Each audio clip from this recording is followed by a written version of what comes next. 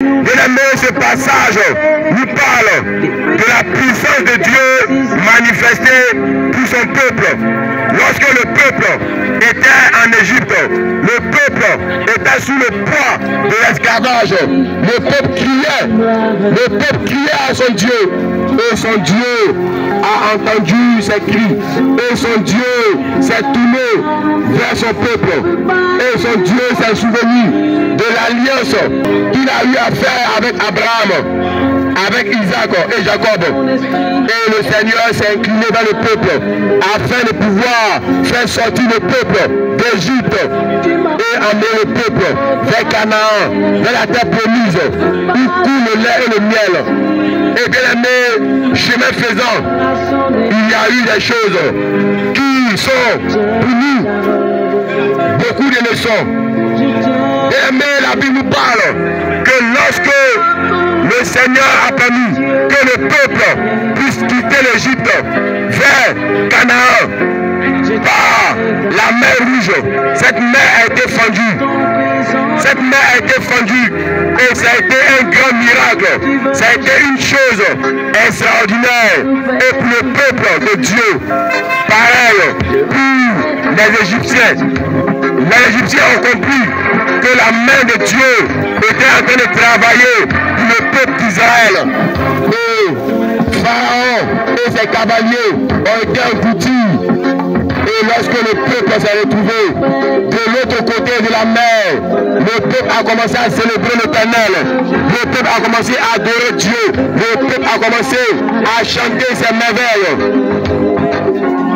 Et bien aimé, arrivé dans le livre d'Exode 15, ce passage nous parle de ce que le peuple a commencé à avoir soif. Pendant 3 jours, le peuple avait soif. Et bien aimé, le peuple a commencé à crier, le peuple a commencé à murmurer, le peuple a mis en oubli les espoirs, le peuple a mis en oubli la puissance que Dieu a eu à déployer pour le sauver du verrou de fer, de la prison, pour le sauver de cette vie d'esclavage. Et le peuple a commencé à murmurer, bien aimé.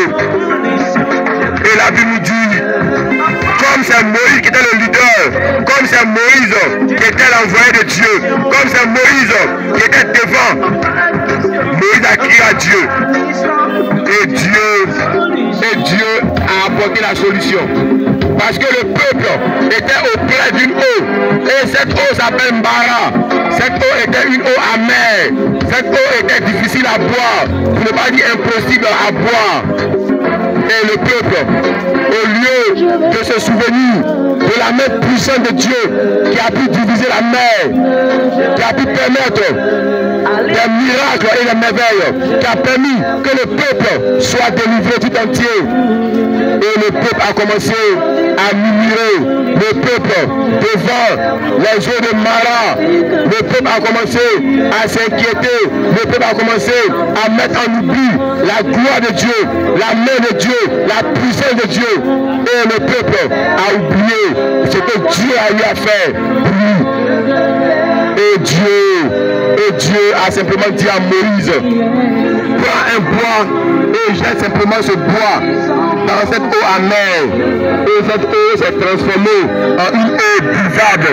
Cette eau s'est transformée en une eau potable. Et le peuple a bu. Et c'est là que le peuple a commencé. C'est là que le peuple a commencé à éprouver Dieu. C'est là que le peuple a commencé à manifester son incrédulité. C'est là que le peuple a commencé à manifester son incrédulité. Le peuple a commencé à murmurer. Le peuple a commencé à oublier la main de Dieu, la gloire de Dieu, la puissance de Dieu. Et Dieu a commencé à voir que ce peuple avait un cœur détourné. Dieu a commencé à éprouver également le peuple. Parce que Dieu voulait voir est-ce que ce peuple-là était digne de rentrer dans le repos. Est-ce que ce peuple-là, malgré les difficultés, malgré les choses à venir, est-ce que le peuple, de façon obéissante et soumise, allait se rappeler de la gloire de Dieu, des miracles de Dieu, et venir vers Dieu avec un cœur soumis, un cœur reconnaissant, et demander à Dieu, Seigneur, voici nos besoins, et espérer en lui. C'est lui qui a divisé la mer, c'est lui qui a fait fléchir le cœur de Pharaon. Est-ce que ce Dieu-là, il était impossible d'apporter de quoi à manger ou à boire à son peuple? Non, Dieu n'était pas limité. Mais le peuple avait un cœur endurci. Le peuple, à la moindre difficulté, commençait à mettre en oubli. Le peuple, à la moindre difficulté, commençait à oublier la gloire de Dieu. Commençait à oublier la main de Dieu. Commençait à oublier la puissance de la droite de Dieu. Bien-aimé, ce matin, je viens simplement t'inviter à te souvenir des bienfaits de Dieu. Il faut te souvenir à tout moment que ton Dieu a étendu sa main afin de te sauver. À tout moment où Dieu a étendu sa main afin de te délivrer des œuvres, des chaînes de l'esclavage, des plans de la mort. Bien-aimé, le Seigneur, pour le peuple d'Israël, a eu à opérer un miracle immense. Il a eu à frapper l'Égypte des plaies et des plaies, des fléaux. Et il a eu à incliner le cœur de Pharaon. Et Pharaon, malgré que son cœur était endurci, Pharaon a fini par laisser partir le peuple. Parce que lorsque ton Dieu décide de te délivrer, il ira jusqu'au bout. Lorsque Dieu décide d'apporter la délivrance, il ira jusqu'au bout. Mais toi qui m'entends, toi qui m'écoutes, ta part est de garder le silence. Ta part est de garder le silence. Ta part est de regarder le Dieu qui s'appelle l'alpha et l'oméga. Quand il commence, il termine. Bien-aimé, le rôle, ta part est de rester tranquille et de regarder la main de Dieu, la gloire de Dieu se manifester pour te délivrer, pour te faire sortir des griffes du lion, pour te faire sortir des griffes de Satan. Bien-aimé, à Dieu, rien n'est impossible. Voilà pourquoi, mon frère, ma soeur, ce qui a été, c'est ce qui sera. Et Dieu, ce matin, vient nous inviter à ne pas avoir un cœur incrédule, à ne pas avoir un cœur qui oublie ses bienfaits, à ne pas limiter Dieu à des petites difficultés et commencer à murmurer comme le peuple d'Israël. Bien-aimé, en ce matin, je viens t'inviter, toi qui passes, toi qui m'entends, toi qui vas, toi qui es couché à la maison et tu entends la prédication, toi qui es en train de faire l'achat, en ce matin, je viens t'inviter à te souvenir des bienfaits de Dieu. À mettre de côté les mini. À chaque fois que tu vas te retrouver dans des moments difficiles, à chaque fois que tu vas trouver un mur devant toi, il faut te rappeler des bienfaits de l'Éternel. Il faut te rappeler de sa main puissante qui n'abandonne pas. Il faut te rappeler que Dieu a eu à diviser la mer en deux et laisser passer tout un peuple. Et ce peuple qui était poursuivi par des hommes qui avaient des chars, mais ces cavaliers n'ont pas pu rattraper le peuple de Dieu. Les cavaliers n'ont pas pu rattraper le peuple mis à part par Dieu. Parce que lorsque tu as la conscience de Dieu, quelle que soit la puissance de l'ennemi, tu seras épargné, tu seras mis à part. Et tu seras distingué. En ce matin, je viens simplement t'inviter, lorsque tu es en face d'un moment difficile, lorsque tu es en face d'un moment impossible, il faut te rappeler de ses bienfaits. Il faut te rappeler des moments où Dieu a eu à éteindre sa main contre le peuple d'Israël et à te délivrer des griffes du lion, à te délivrer des griffes de Satan, à te délivrer des chaînes du mal et à te mettre l'âge. Bien-aimé, les moments difficiles sont des moments où tu vas célébrer ton Dieu parce qu'il a déjà fait et il le fera toujours pour toi. Les moments difficiles ne doivent pas être pour toi des moments où tu vas tourner le dos à ton Dieu. Les moments difficiles ne doivent pas être des saisons où tu vas commencer à murmurer contre ton Dieu et commencer à chercher une autre voie. Bien-aimé, le Dieu que nous prêchons, le Dieu que nous adorons, il est fidèle. Et la Bible déclare qu'il est l'alpha et l'oméga, le commencement et la fin, le premier et le dernier. Lorsqu'il a commencé, lorsqu'il a étendu sa main, lorsqu'il s'est révélé à Moïse dans le désert par le buisson ardent, il n'a pas laissé le peuple d'Israël. Il est parti jusqu'à la fin de son projet. Bien-aimé, la Bible dit qu'il est le commencement et la fin. Il est le Dieu de l'impossible. Il a commencé avec Moïse et il est parti jusqu'au bout. Il est parti jusqu'au terme de la délivrance avec le peuple. Moïse est parti avec un bâton. Et avec ce bâton, il a délivré le peuple. Ça a été une longue marche, ça a été une longue procédure. Mais à la fin, la délivrance a été opérée. Et lorsque le peuple a traversé la mer Rouge, après des moments difficiles, mais remplis de gloire, de puissance et de témoignage, le Seigneur n'a pas laissé son peuple dans le désert. Bien-aimé, le Seigneur n'a pas laissé son peuple dans le désert.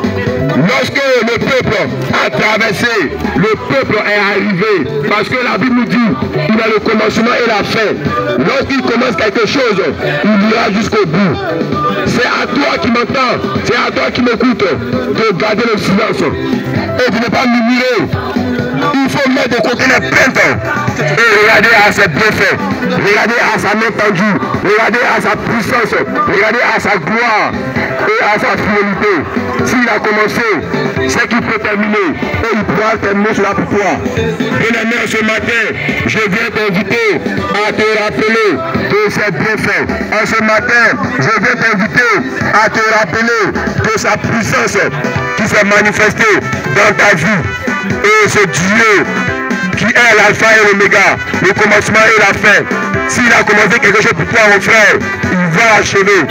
Il va terminer cette chose pour que son nom soit glorifié. Mais toi, il faut garder le silence. Mais toi, il faut garder un esprit de louange et d'adoration. Et tu verras sa gloire. Il faut garder un esprit de louange, d'adoration, de célébration. Et tes yeux verront sa gloire. En ce matin, cette parole s'adresse à toi qui m'entends, à toi qui passes. Cette parole s'adresse à tous. Que tu sois chrétien, musulman, bouddhiste, sorcier, marabout, féticheur, tu as été fait à l'image de Dieu et pour la gloire de Dieu. Donc, cette parole te concerne. Si tu inclines ton cœur vers l'éternel Dieu, si tu inclines ton cœur vers Jésus-Christ, il va commencer dans ta vie des choses glorieuses et il va achever cela à la gloire de son Seigneur. Que le Seigneur te bénisse abondamment. Que la parole qui a été proclamée puisse avoir un effet favorable dans ton cœur. Donne-toi du temps pour expérimenter la parole. Pose-toi la question et dis à ton Dieu si ce qui a été dit est vrai. Est-ce que je peux accepter d'incliner mon cœur, mon âme vers Jésus-Christ et tu vas voir ce que Dieu va faire pour toi. Jésus-Christ va faire pour toi des choses extraordinaires, des choses glorieuses, des choses puissantes que ton âme, que les hommes ne pourront jamais imaginer. Parce qu'il est le Dieu de l'impossible. Il est le Dieu de gloire, le Dieu de grâce et le Dieu qui prend de la boue et qui fait asseoir les hommes à la table des rois. Bien aimé, il faut accepter Jésus-Christ et tu vas voir que ta vie ne sera plus la même, mais ta vie sera révisante, ta vie va posséder tout son sens et tu iras de gloire en gloire, d'espoir en espoir, de force et de puissance en puissance, et ta vie sur la terre ne sera pas semblable à la vie d'un animal ou à la vie d'un lambda, à la vie d'une personne qui vit comme tout le monde et qui disparaît comme un animal, comme un être quelconque. Non mon frère, non ma soeur, ta vie aura un sens et ton âme, ta personne va marquer l'humanité pour l'éternité. Bien-aimé, ta personne va marquer l'humanité pour l'éternité parce que tu as en toi l'être éternel qui s'appelle Jésus. Parce que tu as en toi l'être éternel qui s'appelle Jésus. Mais lorsque tu laisses Jésus-Christ qui est la vie et tu cours après l'argent, bien-aimé, laisse-moi te dire que l'argent a fait perdre beaucoup d'hommes. Et l'argent ne fera que te perdre. Parce que l'argent attire la jalousie. L'argent attire la folie. Des personnes, à cause de l'argent, ont commencé à avoir une vie de folie et ont fini par se perdre. Parce que, bien aimé, avant de courir après des choses, il faut d'abord avoir l'assurance de ton salut. Il faut avoir d'abord la sécurité de ton âme. Avant de courir après les délices, avant de courir après les bonnes choses, il faut sécuriser ton âme. Sécurise ton âme. Merci Seigneur Dieu.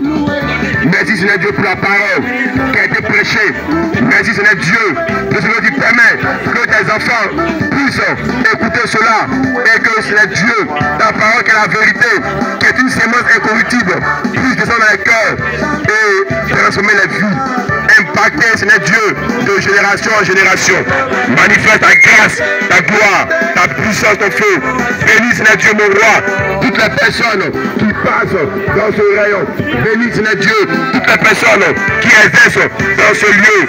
Bénis, Seigneur Dieu, toutes les personnes qui, devant toute la terre, écouteront ce message.